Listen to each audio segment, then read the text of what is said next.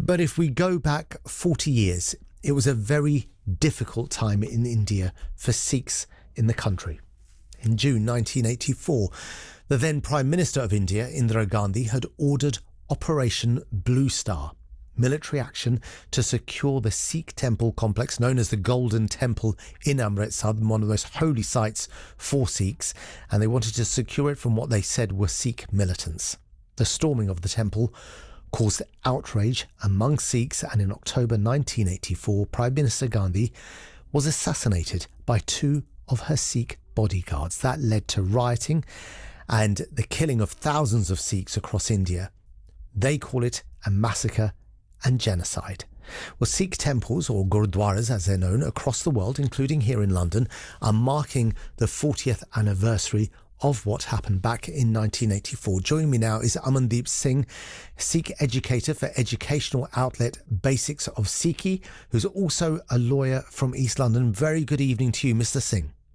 Good evening, and thank you for having me on the show. Thank you for being with us, because this is a subject which a lot of people might not know too much about. Others will feel this very deeply and very strongly, and this being the 40th anniversary since the killings in India. Now, the Indian government say it was a riot that took place. Sikhs around the world, and many others, it has to be said, call it a massacre or genocide. Tell us about what happened. Well, if you look at the stats, more people died in 1984 when the Indian government sent tanks and bombers to attack perhaps the holiest and most famous shrine in India. More people died in that attack than did in the World Trade Center bombings, which the whole world was shook by. So in terms of the numbers, we're talking about tens of thousands of people were killed. The attack took place on one of the most holiest of days in the Sikh calendar, the martyrdom of Guru Arjan Dev Ji, the fifth Guru, when the temple would be filled with pilgrims from around the world. There was a media blackout. Why do you shut the media out of your activities if you were just undertaking lawful condemnation of rioters?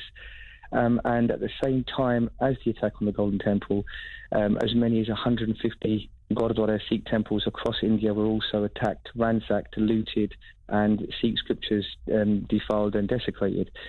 So it was nothing less an attack on the Sikhs at large, and something which can be regarded as nothing other than a genocide.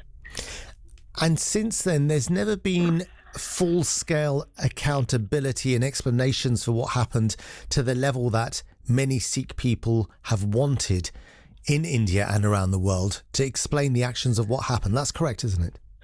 That is correct. Nobody of any high authority has been held to account. Indira Gandhi was the one. They were the leader of those armies. They ordered those tanks, those bombers to attack, and beyond, obviously, her assassination by way of, if you will, contempt by the actions that she had ordered. No one of any significant authority has been held to account, which is not just a Sikh issue. It's an issue of human rights. Amnesty International have been calling for accountability. There have been many human rights activists. Jaswant Singh Kalra, perhaps most notably, who was a lawyer and Sikh activist who went around the world speaking about the human rights abuses that followed the Sikhs in India. He was subsequently assassinated for raising these issues. So not only has there been nobody held to account for the massacres, but those that would speak about the injustice in the fact that nobody had been held to account have themselves been assassinated. So it's a really poor history of human rights, transparency or accountability on the part of the government in India. And I know this is very much an open wound for many Sikhs and Gurdwaras all around the world. What the Indian government will say is that the Prime Minister of the time, Indira Gandhi, ordered the Operation Blue Star when the military went into the Golden Temple in order to target what she called Sikh militants who were taking refuge in the temple. It's interesting you say this, because her personal assistant has gone on record as saying that after the attack at the Golden Temple, that Indira Gandhi was recorded as saying, "We have, in this attack, broken the backs of Sikhs." That is what she has gone on the record. That is Indira Gandhi's own personal assistant. She's recorded as saying that we have we have gone on to break the backs of Sikhs, which is why I refer to the numerous Sikh temples across India that were attacked. Thousands of Sikh scriptures, of which there were original copies, went missing, were destroyed, and places of pilgrimage were looted and plundered, and people were murdered. So the idea that this was in some sort of an attempt to take advantage of the fact there were militants there is just completely incorrect. We know from government papers in this country that the SAS were consulted and requested to provide advice on how to attack the Golden Temple. This is the UK government papers that were declassified about 5 years ago, that the SAS were consulted as early as February, which is 5 months prior to the Golden Temple being attacked. So this was something that was planned, organised and consulted internationally with paramilitary troopers from the Conservative government under Thatcher. So to say that this was some sort of a spontaneous attack to try and get some rioters is completely incorrect. It goes against the UK government's own admissions as to their involvement in planning the attack months earlier. Why it was arranged on perhaps the busiest day, or one of the busiest days in the Sikh calendar, when they knew that there would be thousands of people travelling to the Golden Temple, why it wasn't arranged earlier or later, or if indeed avoided at all by simply attacking those so-called rioters at a different location, will never be answered, because the government refuses to be held to account or investigation. I don't know, many innocent women and children who were worshipping at the Golden Temple that day were killed during the military action that took place. I'm very aware of that. For somebody who isn't fully across what was happening then, is this very much a Hindu versus Sikh thing, or is this a political kind of dispute where the government of the day, they didn't want to see Sikhs calling for their own separate state in Punjab? What is this about? Is this animosity between religions, or is it politics? No, absolutely not. Many of those that helped in the protection of those that were being persecuted were Hindu brothers, Hindu sisters and families that have stood against this injustice. This all came about, and one of the main reasons of this persecution has nothing to do with Hinduism. Our Hindu brothers have stood against injustice in their own ways in many parts of the country, and they continue to stand in solidarity with those that are being persecuted as minorities. What this was about was the fact that Indira Gandhi had been convicted of election fraud.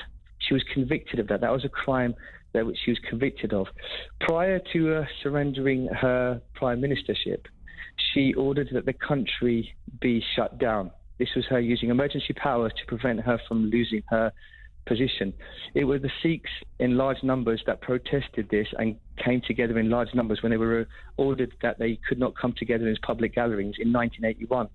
40,000 of those 50,000 Indian citizens that were protesting were Sikhs. Now, you have to understand, Sikhs make up less than 2% of the Indian population. Mm-hmm.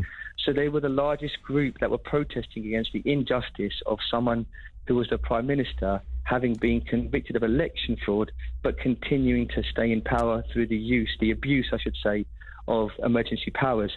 So when she was re-elected, that's right, I just said that, after having been convicted of election fraud by the Supreme Court of India, when she was re-elected and brought back into power, she'd never forgotten that veil. She'd never forgotten that hatred she had to those that were constantly calling her into account, namely the Sikhs. And so when the opportunity arose for her to take so-called vengeance against those that stood against her for being ousted, she took that, and that's the level of maturity we're talking about when it comes to the Indian government, a tit for tat against its own citizens. I'm speaking to Amandeep Singh, a Sikh educator, also a lawyer from East London, about events 40 years ago, back in 1984 in India, which saw the Golden Temple in Amritsar, holy site for Sikhs all around the world, being targeted by the army in search, what they said, for Sikh militants. Many people were killed, innocent people, women and children were killed in that attack, and what followed there was bloodshed all across India. Can I add one final point? Please do. I'm conscious that of time constraints. I'll just add this one final point, which I think is really quite poetic and just for those that were involved, who were victims and also standing up against injustice. As I mentioned a moment ago, the personal assistant of Indira Gandhi said that during the attack that we've broken the backs of the Sikhs, and in many ways they regard themselves as victorious. However, many academics that write on this subject say that the Sikhs, in respect of that attack, were actually victorious, because the Sikhs that were standing weren't standing against a religion, as I said earlier. They were standing against injustice. They were standing against fraud and persecuting of minorities and the unjust use of power. And insofar as the Sikhs properly stood against the unjust use of power, they were victorious, because they managed to secure the denouncement of Indira Gandhi, and the fact that she was removed from her power meant that the Sikhs were victorious. So the Sikhs have always stood against injustice by way of protest through standing up for minorities. And this example of the Sikhs, few against many standing, few Sikhs against a huge government that was bent upon breaking the backs of the Sikhs, I would say, on reflection, it was the Sikhs that were victorious, for they were standing few against many against injustice. And so far as they had the strength to do so, there was justice and victory in that stance. Amandeep, thank you for making that point. What I'm going to ask now is, I've noticed as well, going past Gurudwaras in London, in Southall and elsewhere, big banners marking 40 years since what happened in 1984 and the huge loss of life that we saw across India. Tell me how this is being marked in Gurudwaras across London this year, until I understand round about November time, if I'm correct? It's a sad. November is a topic in its own right. November celebrates, or rather, I should say, forgive me, commemorates the huge loss of life that followed the assassination of Indira Gandhi, the one who'd ordered the slaughter, the genocide at the Golden Temple. The commemorations that take place in November are a memory of all of those Sikh houses that were attacked, looted, and plundered, as the government gave instructions that all Sikhs should be that all Sikhs should be targeted for the assassination of Indira Gandhi. Right. Let me just make clear, Amandeep. 1984 were June. Let me just make 1984. Amandeep, let me just make clear to our listeners what you're referring to, because I just want to put in context in case people can't follow exactly what you were saying. Correct me if I'm wrong. Indira Gandhi was assassinated on the 31st of October 1984.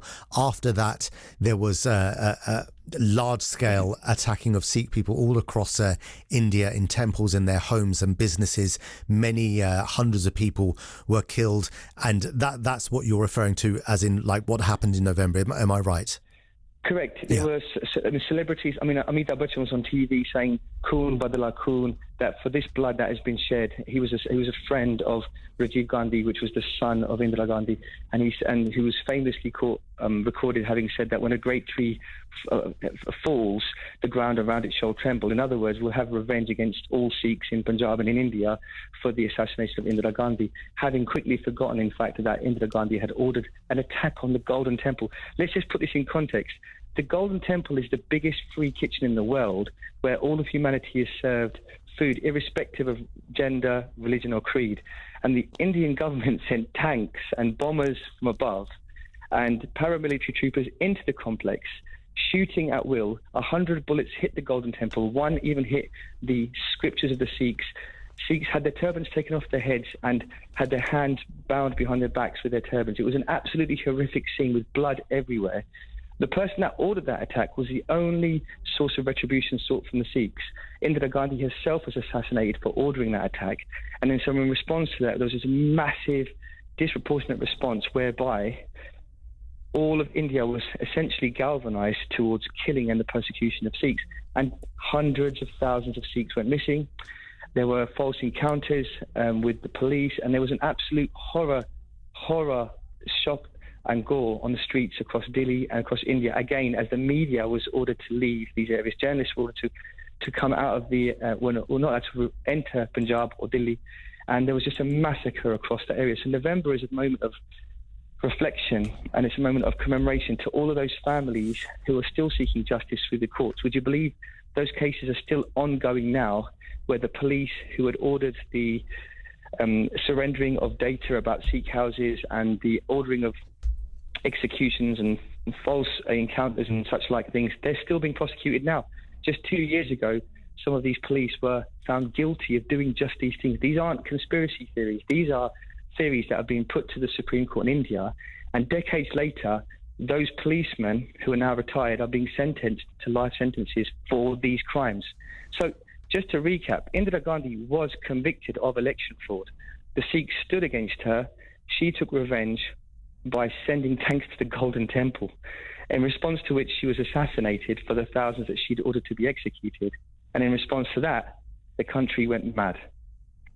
And this is being marked, like I say, in gurudwaras all across London, and people will be able to see banners and posters outside many gurudwaras, I have to say, to remind people what happened back in June 1984 and the huge loss of life that was seen within the Sikh community in India. Just tell us briefly, Amandeep Singh, what kind of activities, if any, will be taking place in gurudwaras to mark 40 years of this this year?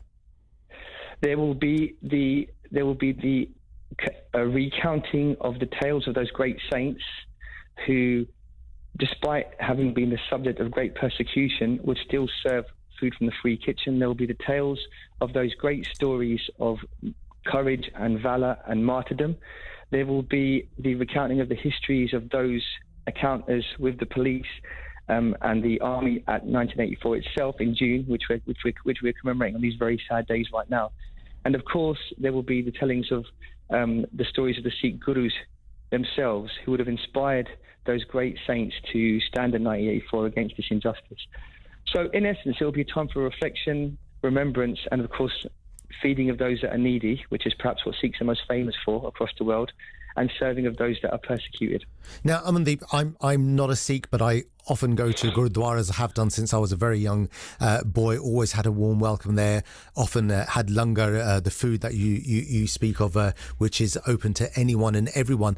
While these events are taking place where people are being reminded of the things that you have mentioned, would that be open to anybody to go in and eat there and then perhaps stay and observe some of the talks and reminders that are going on?